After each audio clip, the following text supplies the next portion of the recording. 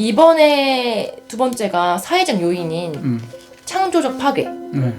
창조적 파괴가 불가능한 일본 사회라는 주제로 다시 한번 이 부분에 대해 설명해 주세요. 창조적 파괴라는 말은 슌페트가 쓰는 용어인데 네. 예를 들면은 가장 적절한 예가 1990년대 한국의 IMF가 이 창조적 파괴에 해당되는 부분이 아닐까. 스스로 창조적 파괴한 건 아니지만 파괴가 되었죠. 파괴가 되었죠. 네. 그런데 파괴가 되고 나서 한국은 엄청나게 발전했어요. 네, 네. 왜?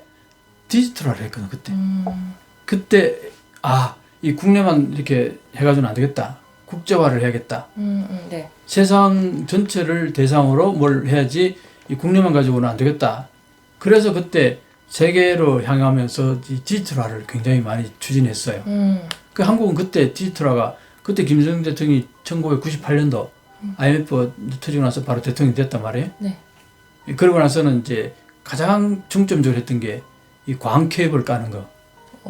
네. 전국도에 광 케이블 깐다는 거. 이게 엄청난 속도를 이제 가지게 했단 말이에요. 이게. 네. 그게 소위 말하는 옛날에 박정희 대통령이 경부선 고속도로 깐 거하고 똑같은 그 도로를 깐 것 같은 느낌으로. 네. 트럭이 물건을 실어 나르고 이런 어떤 물류를 활발하게 했다고 본다면은 네. 이 광 케이블은 엄청난 양의 디지털화 속도를 높이고 네. 인프라를 구축했다는 거예요. 그러면서 한국이 엄청난 발전을 하게 된 거예요. 지금 많은 한국의 디지털화가 그때 만들어졌단 말이에요. 그건 뭘 말하냐면은 97년도 사실은 다 파괴됐다고 보는 거예요. 파괴는 건설의 아버지라는 얘기가 나오는 거예요. 그렇죠. 그게 바로 혁신이고. 그게 바로 혁신이고. 네. 그래서 우리가 스스로는 한 건 아니지만 어쨌든 외부적으로 온 파괴이긴 했지만 우리는 그걸 잘 활용해가지고 그걸 잘 극복했다는 거예요. 네. 그래서 창조적 파괴는 굉장히 중요한데 그래서 일본에서도 이런 얘기 하는 사람이 있어요. 지금 일본이 너무나 보수화돼가지고 변화를 싫어하니까 이게 이렇게 계속 가다가는 그냥 가라앉는다. 어차피 가라앉을 바에는 빨리 가라앉으라고 얘기하는 사람이 있었어요. 교수님도 그런 얘기 하시지 않았어요? 나도 그런 얘기. 네. 그러니까 일본에서 그게 이제 누가 얘기를 했어요. 미야다이 신지라는 교수가 네. 이런 얘기를 계속 했어요. 일본이 지금 이렇게 서서히 가라앉으면은 이게 고통이 너무 심하니까 빨리 가라앉으면은 한번 파괴를 시키고. 창조적인 파괴가 되는 거예요. 그럼 다시 새롭게 성장하는 예를 들어서 제2의 메이지 유신 같은 어떤 유신이 온다거나 더 이상 여기에서는 재생 능력이 없으니까 이게 빨리 파괴돼야 된다. 이렇게 얘기하는 거죠. 그래서 이게 일본의 창조적인 파괴가 일본에도 한 필요한데 이게 불가능한 사회라는 거예요. 너무나 보수적인 사회예요. 아무도 안 바뀌려고 그래요. 이대로 그냥 가자. 그게 일본 사회의 초보수 사회라는 거예요. 초보수 사회. 네.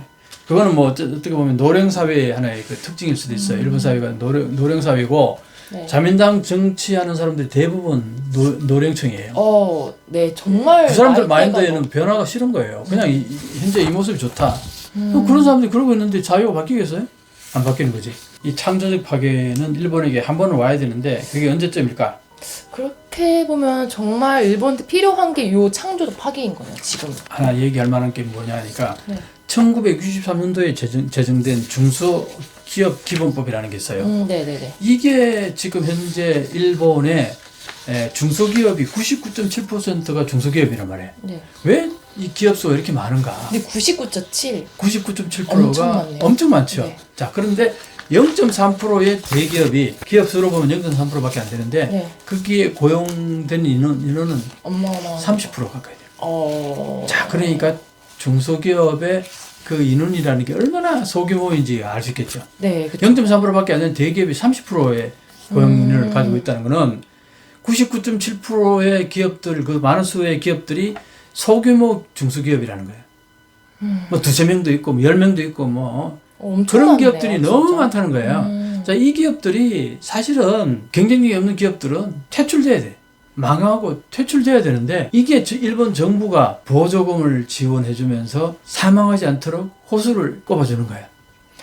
근데 좀 슬프긴 하네요. 뭔가 인원이 좀 적고 뭔가 잘 되지 않는다고 해서 뭔가 이렇게 딱 이렇게 하기도 좀 그러니까 바로 그거예요. 그래서 일본 사회를 사회주의 사회, 사회주의 국가에 가깝다고 얘기한 게 다 그거예요. 같이 이렇게 해서 다 같이 어느 한쪽이 한쪽으로 몰지 않고 몰지 않고 다 같이 뭐 공동 부유론이면 좋은데 지금 중국 시진핑이 공동 부유론을 얘기하잖아.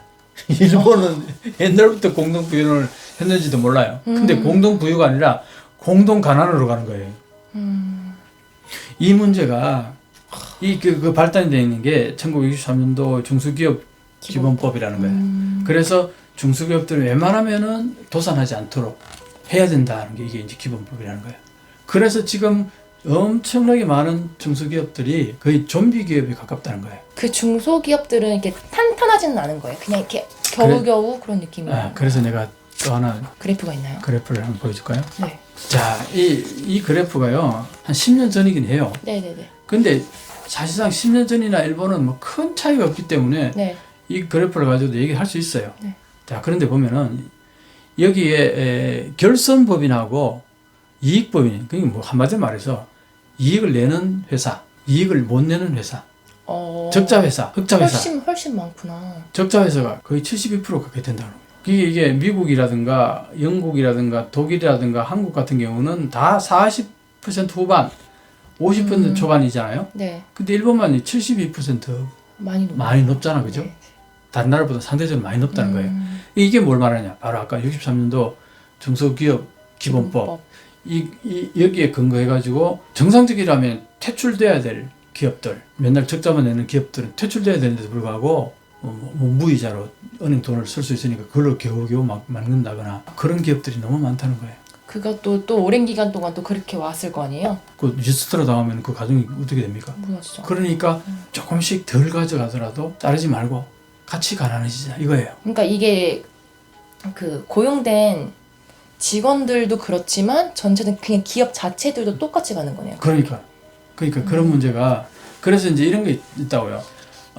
예를 들어서 이 경영에 없는 것들이 빨리 도산해야 그 사람들이 다른 좀 더 생산적인 곳으로 또 이동해서 거기서 새롭게 뭘 할 수 있잖아요.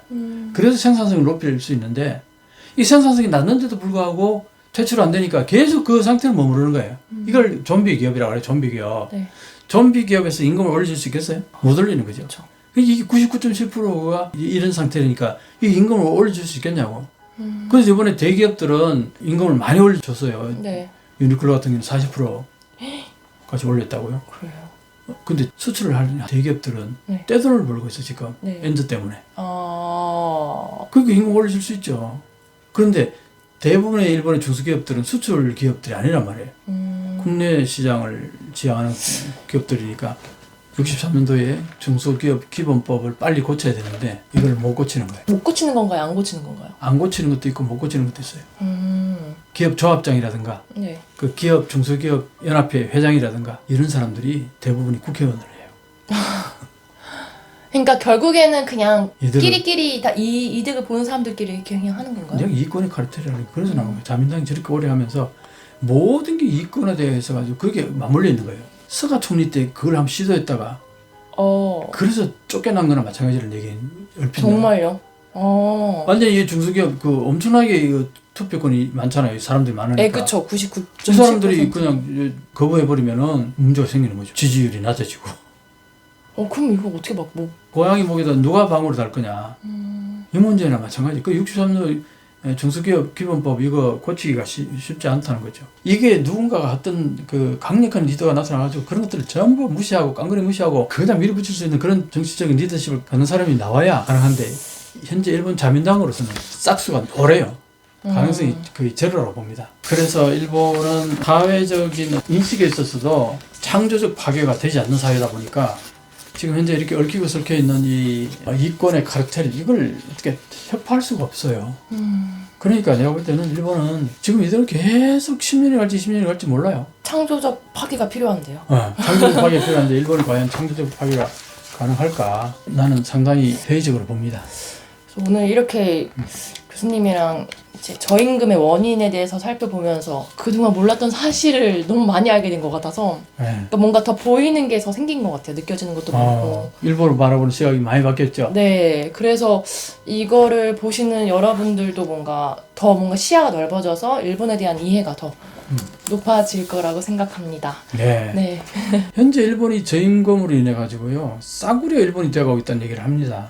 일반 국민들이 임금이 낮으니까 생활이 많이 추락하는 거죠. 그래서 왜 해외 여행은 뭐 아예 꿈도 못 꾸는 거고 연결 개수가 많이 높아졌다는 얘기 들립니다. 먹는 건 어쩔 수 없으니까 먹는 거에 집중된다는 얘기입니다. 이게 한마디로 말해서 후진국의 대표적인 그 바로메터가 연결 지수가 높다는 거 아닙니까? 지금 일본이 연결 지수가 높다는 얘기가 나옵니다. 이게 보통 문제가 아닌 거죠. 일본의 이런 여러 가지 모습들이 이걸 바라보면서 제가 뭐 고소하다 이런 말씀 드리려고 이런 영상을 찍는 건 아닙니다. 현재 일본의 모습을 보면서 우리가 또 느끼는 바가 있지 않겠어요? 타산지석이랄까? 그런 걸 이제 생각을 하면서 우리는 어떻게 보면은 일본이 저렇게 선진국으로 오랫동안 잘 나가다가 지금 현재 저렇게 힘들어하는 거 보면서 그 과정을 우리는 옆에서 쭉 지켜봐왔잖아요. 그게 우리에게 앞으로 우리가 걸어가야 될 우리가 지혜를 짜는 데 있어서 일본의 현재의 모습들은 많은 것을 생각하게 해줄 겁니다. 그런 의미에서 오늘 이 영상은 여러분들에게 어떤 메시지를 전달하는 데 있어서 의미가 있는 영상이 아닐까 생각을 합니다. 오늘은 그러면 여기서 마치겠습니다. 네. 수고 많이 했습니다. 네, 감사합니다. 네. 수고하셨습니다. 감사합니다. 네.